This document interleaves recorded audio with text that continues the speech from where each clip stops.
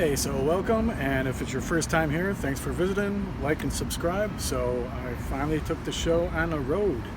I'm at WonderCon in Louisville, Kentucky. It was about a 5-hour drive, a little short of 5 hours from Chicago. Very surprising. I thought it was going to be 7 or 8, but I got here pretty quick. The drive through the bottom half of Indiana is pretty interesting, and this town looks really pretty cool. And there is a lot of Kentucky Fried. There's the Colonel things I saw driving in. I really didn't think I'd see that. But, and also, I saw a Ponderosa Steakhouse. At least a sign for it. I thought they were all gone. But anyway, if I ever come through here again, I'd like to visit some more of this area. So this is keeping up with what goes on with this show. A bunch of nerd stuff. So I'm going to try to divide it into like Star Trek, Star Wars, and all their genres. And so it'll be a couple different videos.